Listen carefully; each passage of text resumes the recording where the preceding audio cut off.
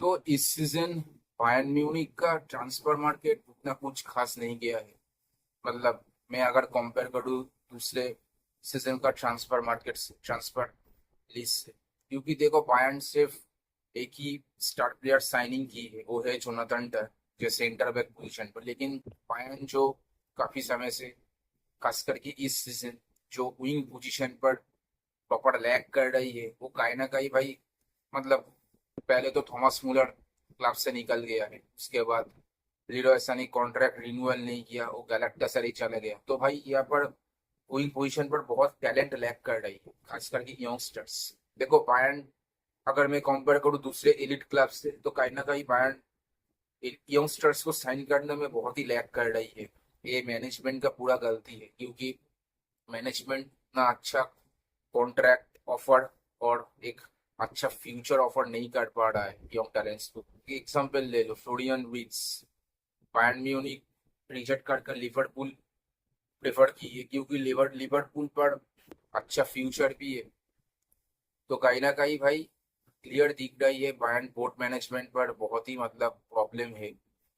अगर मैं last season की बात करता हूँ, बायर्न मैनेजर ढूंढ नहीं पा रही थी। Top managers like Jurgen Klopp, Roberto De Zerbi, Zinedine Zidane reject कर दिया है। कंपनी तो आ गया था, लेकिन कंपनी उस समय में उतना उतना पॉपुलरिटी नहीं था कंपनी का एज अ मैनेजर। तो कहीं ना कहीं भाई बायर्न की बोर्ड मैनेजमेंट पर बहुत ही दिक्कत आ रही है। अगर ऐसे ही चलते रहे तो इन फ्यूचर, अगर मैं कंपेयर करूँ दूसरे एलिट क्लब से, तो कहीं ना कहीं बहुत पीछे पड़ जाएगी। क्योंकि बायर्न का जो हिस्ट्री है, जो सक्सेस है यूरोपियन कंपटीशन में, अगर मैं उससे कंपेयर करूँ दूसरे एलिट क्लब से, तो बायर्न यंगस्टर साइन नहीं कर पा रही है। क्योंकि प्लेयर्स लाइक बर्डली बार्कोला अप्रोच किया था, बर्डली बार्कोला रिजेक्ट कर दिया है। फिरमिन लोपेस, देखो फिरमिन लोपेस का पता नहीं, वो रूमर्स भी हो सकती है, लेकिन अगर ये सच हुई तो फिरमिन लोपेस भी रिजेक्ट कर दिया था बायर्न को। लेकिन मुझे नहीं लगता फिरमिन लोपेस के लिए बायर्न की होगी। राफाएल लियो है विंग पोजीशन पर, रॉड्रिगो बोल दो, क्योंकि देखो रॉड्रिगो का इस समय रियल मैड्रिड पर बहुत ही, मतलब एक टेंस सिचुएशन है। रॉड्रिगो को लेकर रियल मैड्रिड खुद ही डिसाइड नहीं कर पा रहा क्या करेगा। तो कहीं ना कहीं भाई यहाँ पर देखो, लिवरपूल रॉड्रिगो को इंटरेस्ट शो कर रही है, आर्सेनल भी कर रही है, यहाँ पर बायर्न म्यूनिख शो नहीं कर रही। क्यों? यहाँ पर बायर्न को शो करना चाहिए, क्योंकि रॉड्रिगो अभी भी यंग है, बहुत ही यंग है, मतलब 24 ईयर्स ओल्ड, बहुत ही यंग टैलेंट है। नेक्स्ट 10 सीजन वो एक प्रॉपर सेट हो जाएगा अगर बायर्न म्यूनिख साइन करती है रॉड्रिगो को। तो पता नहीं बायर्न म्यूनिख क्यों नहीं चाह रहा रॉड्रिगो को ऊपर।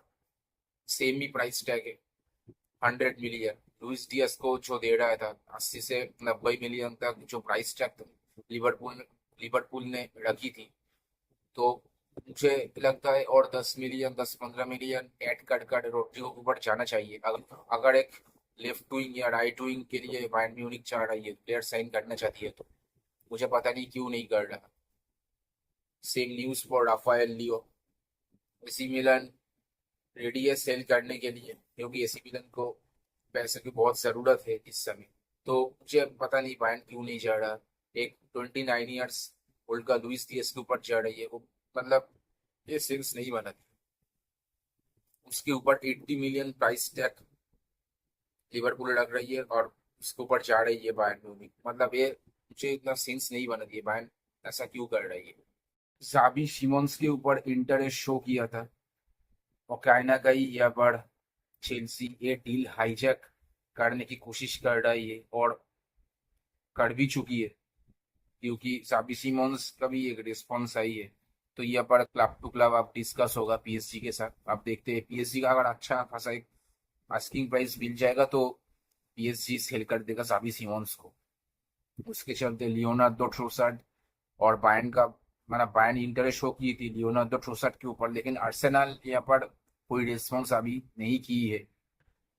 तो मुझे नहीं पता आर्सेनल सेल करेगी कि नहीं करेगी। देखो जब तक मुझे लगता है आर्सेनल लियोनार्डो ट्रोसर्ट को सेल नहीं करेगी, माइकेल आर्टेटा का एक मास्टर स्ट्रोक है लियोनार्डो ट्रोसर्ट, सब्स्टिट्यूट में बहुत ही अच्छा खासा रिजल्ट निकल के देती है। तो कहीं ना कहीं लियोनार्डो ट्रोसर्ट स्टे करेगा। अब देखते हैं बायर्न किसको साइन करती है, क्योंकि लैक ऑफ मैनेजमेंट की चलते हुए बहुत सारे यंगस्टर्स साइन नहीं कर पा रही जो बायर्न प्रेफर करना चाहती है, likes of Rafael Leao, Rodrygo, Garnacho, Bradley Barcola, Cody Gakpo, Luis Diaz, Trossard, Xavi Simons. तो मुझे लगता है बायर्न को थोड़ा सीरियसली लेना चाहिए। अब ऐसे ही चलते रहेगी तो बहुत प्रॉब्लम में फेस करेगी बायर्न आने वाले सीजन में। और Manchester United garnacho, Sancho, Rashford and Antony को मतलब स्क्वाड से ही निकाल दिया था, ये सारे प्लेयर्स सेल पर है। तो बार्सिलोना और जुवेंटस बहुत अच्छी स्ट्रेटेजी अप्लाई कर कर राशफोर्ड एंड सैंचो को साइनिंग कर दिया है। सैंचो का अभी भी कंफर्म नहीं है, लेकिन हो जाएगा जो जैसा सिचुएशन है। और ग्रानाचो का मतलब कोई क्लब इंटरेस्ट शो नहीं कर रहा, तो मुझे लगता है बायर्न म्यूनिख को ग्रानाचो को ऊपर जाना चाहिए। ग्रानाचो बहुत यंग प्लेयर है, 9 ईयर्स ओल्ड हो गया शायद इस साल पर 20 ईयर्स ओल्ड हो गया ग्रानाचो, लेकिन बहुत मतलब यंग प्लेयर है। तो मुझे पता नहीं बायर्न क्यों नहीं चढ़ रही है ग्रानाचो के ऊपर। ग्रानाचो, रोड्रिगो, राफाएल इन तीनों के ऊपर अगर दो साइन कर लेती है तो कहीं ना कहीं बायर्न कंप्लीट सेट हो जाएगा नेक्स्ट 10 ईयर्स। तो पता नहीं क्योंकि लैक क्यों कर रहा है, पहला ये क्वेश्चन ये है। मतलब बायर्न यंगस्टर्स को साइन करने में इतना लैक क्यों हो रही है? ऑब्वियस रीजन है, देखो, playing time, game playing time. मतलब बायर्न म्यूनिख जो मतलब वेटरन प्लेयर्स 100 मिलियन 80 मिलियन पर साइन करती है, तो बायर्न की बोर्ड मैनेजमेंट का एक कॉर्पोरेट प्रेशर कोच के ऊपर आती है कि उस प्लेयर को खिलाओ, हमने इतना पैसा खर्च की है तो उस प्लेयर को पूरा प्रॉपर गेम टाइम दो। तो कहीं ना कहीं इस कॉर्पोरेट प्रेशर की चलते हुए कोच को मजबूरी पर खिलानी पड़ रही है वेटरन प्लेयर्स को। तो big club like Bayern minutes needs to be earned, not given. Young players lack the maturity and experience for title charges and tournaments. Coach face कर रहा है कॉर्पोरेट प्रेशर बोर्ड से, बोर्ड चाहती है trophies, तो कहीं ना कहीं इसके चलते लैक ऑफ प्लेइंग टाइम हो रही है यंग टैलेंट्स के साथ।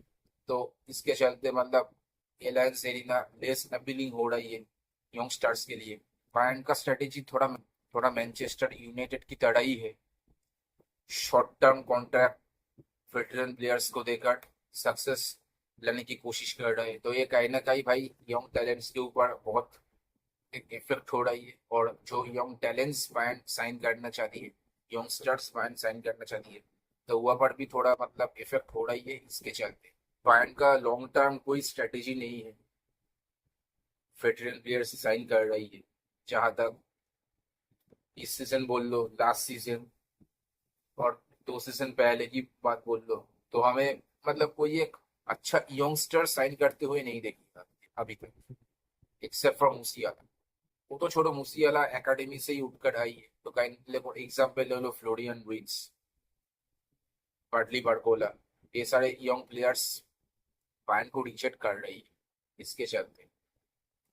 तो भाई मुझे लगता है बायर्न का थोड़ा स्ट्रेटेजी चेंज करनी चाहिए, बोर्ड मैनेजमेंट पर थोड़ा चेंज लानी चाहिए। अब तो इस सीजन बायर्न का मतलब पोटेंशियल टारगेट विंग पोजीशन पर कौन कौन है मैं आपको बताता हूँ। राफाएल लियो, कोडी गैक्पो, मुझे नहीं लगता कोडी गैक्पो को लिवरपूल सेल करेगा, लुइस दियास को ही करेगा। तो लुइस दियास भी है उसके चलते हुए, काउडो मिटोमा एंड ओवे एलिबियन, रॉड्रिगो को मतलब मुझे लगता है ट्रांसफर लिस्ट में बायर्न म्यूनिख को लानी चाहिए, और ग्रानाचो को। अब देखते हैं कैसी बायर्न प्रोसीड करती है। तो थोड़ा ट्रांसफर न्यूज की बात कर देते हैं। एटलेटिको माद्रिद मार्क पुबिल को साइन किया है as a right back from Almeria. Hakan Calhanoglu Inter Milan stay करेगा। मतलब गलक्टासराय और फेनेरबूसर से जो मतलब कांटेक्ट हुई थी वो रूमर से, वही ऐसा कुछ। पीएसजी बोर्डमुथ से एलिया जबरनी को साइन करना चाहती है, इंटरेस्ट शो की है। अभी सिर्फ वर्बल एग्रीमेंट ही हुई है, कोई मतलब ऑफिशियल बिड और कांटेक्ट नहीं हुई है बोर्डमुथ से। अब फ्यू वीक्स में ही पता चलेगा पीएसजी साइन करेगी कि नहीं करेगा। तो अगर वीडियो अच्छी लगी हो तो like share comment and subscribe करना। मिलते हैं नेक्स्ट वीडियो।